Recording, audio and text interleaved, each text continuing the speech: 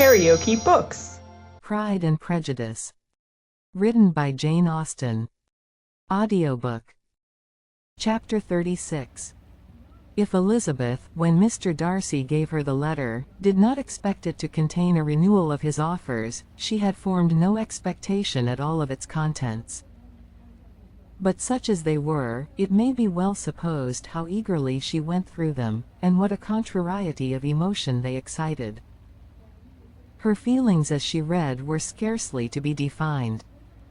With amazement did she first understand that he believed any apology to be in his power, and steadfastly was she persuaded that he could have no explanation to give, which a just sense of shame would not conceal.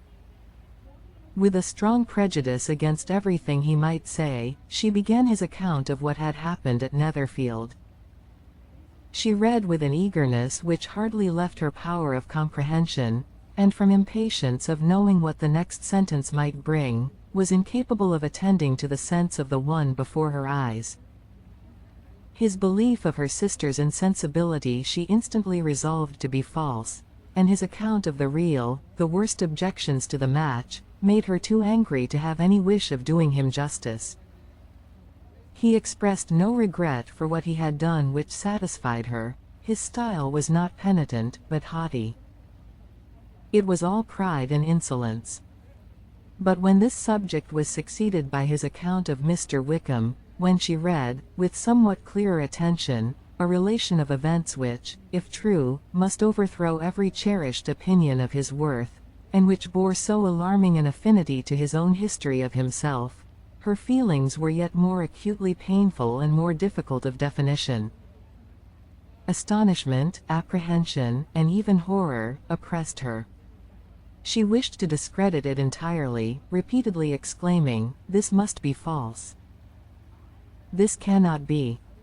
This must be the grossest falsehood," and when she had gone through the whole letter, though scarcely knowing anything of the last page or two, put it hastily away, protesting that she would not regard it, that she would never look in it again. In this perturbed state of mind, with thoughts that could rest on nothing, she walked on, but it would not do.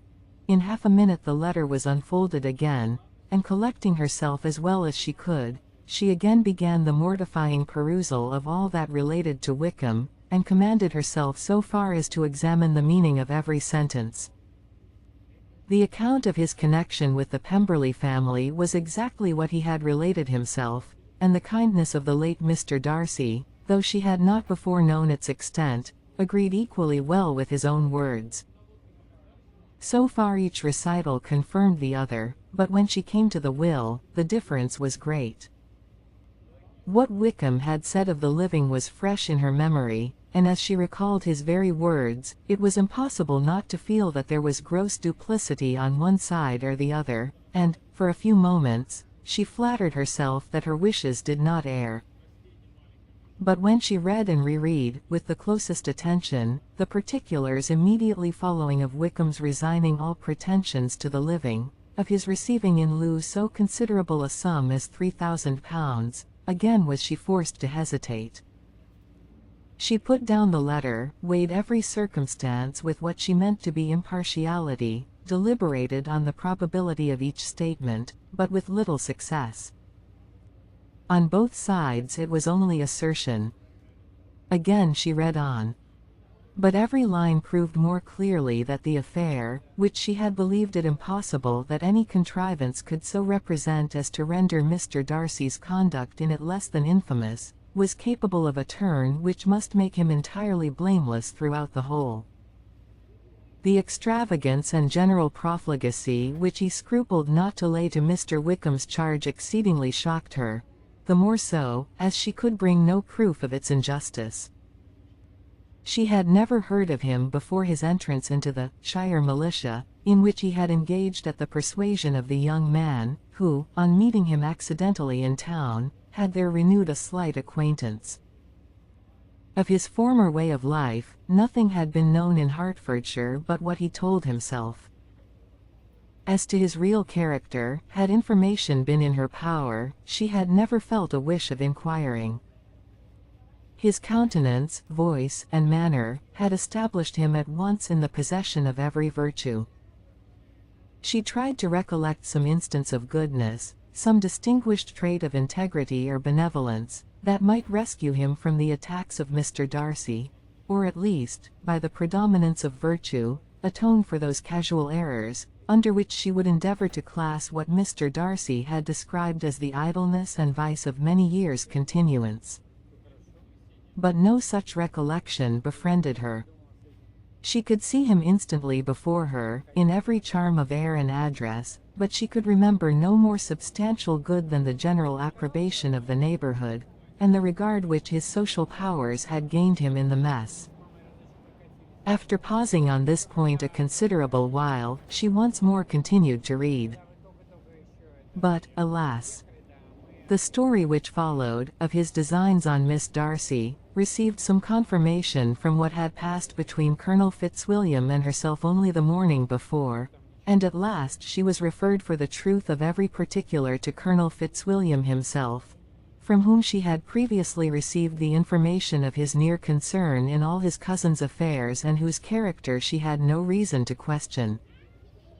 At one time she had almost resolved on applying to him, but the idea was checked by the awkwardness of the application, and at length wholly banished by the conviction that Mr. Darcy would never have hazarded such a proposal, if he had not been well assured of his cousin's corroboration.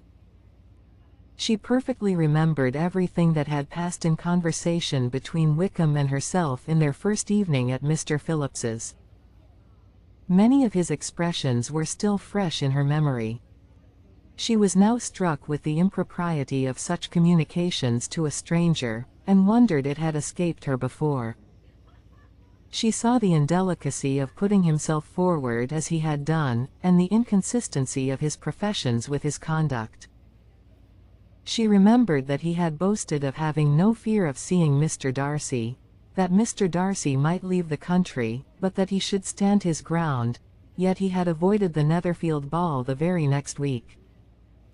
She remembered, also, that till the Netherfield family had quitted the country, he had told his story to no one but herself, but that after their removal, it had been everywhere discussed, that he had then no reserves, no scruples in sinking Mr. Darcy's character, though he had assured her that respect for the father would always prevent his exposing the son.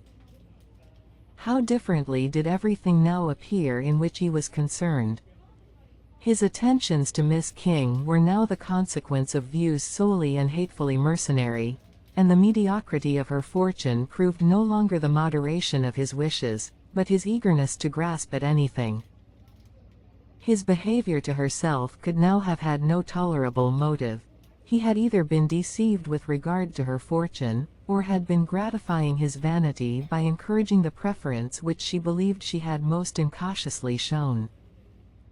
Every lingering struggle in his favor grew fainter and fainter, and in further justification of Mr. Darcy, she could not but allow that Mr. Bingley, when questioned by Jane, had long ago asserted his blamelessness in the affair, that, proud and repulsive as were his manners, she had never, in the whole course of their acquaintance, an acquaintance which had latterly brought them much together, and given her a sort of intimacy with his ways, seen anything that betrayed him to be unprincipled or unjust, anything that spoke him of irreligious or immoral habits, that among his own connections he was esteemed and valued, that even Wickham had allowed him merit as a brother, and that she had often heard him speak so affectionately of his sister as to prove him capable of some amiable feeling, that had his actions been what Wickham represented them, so gross a violation of everything right could hardly have been concealed from the world.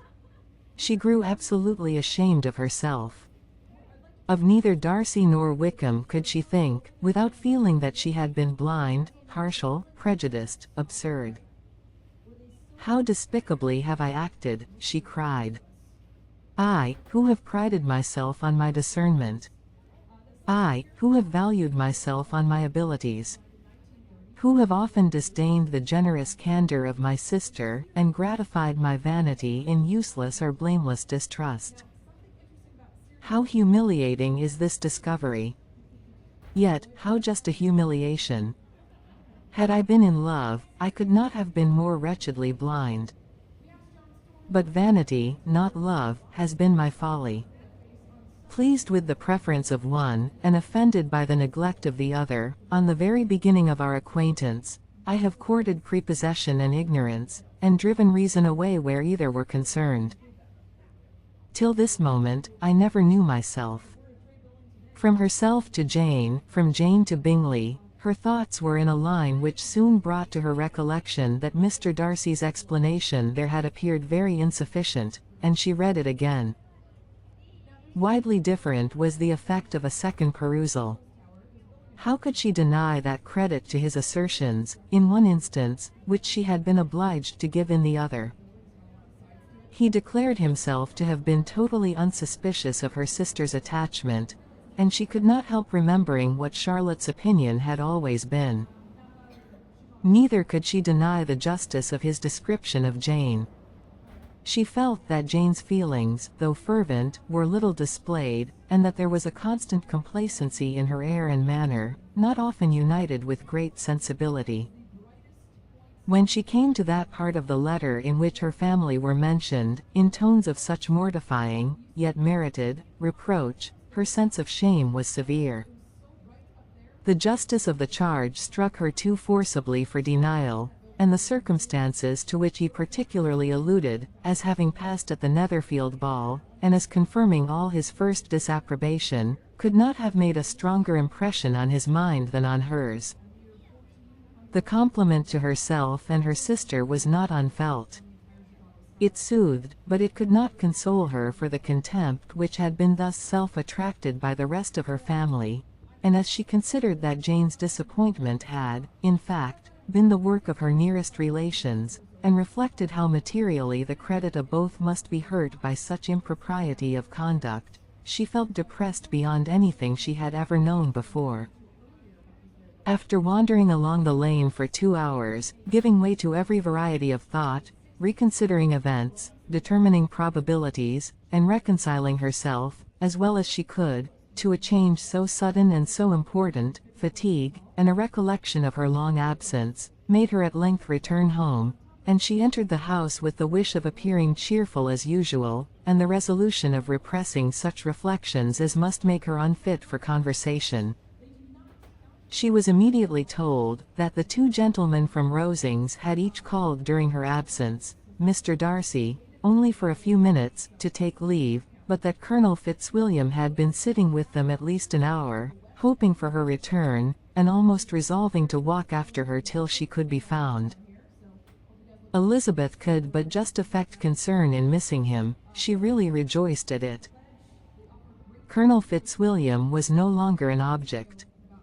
She could think only of her letter. If you liked what you heard, please subscribe to the channel.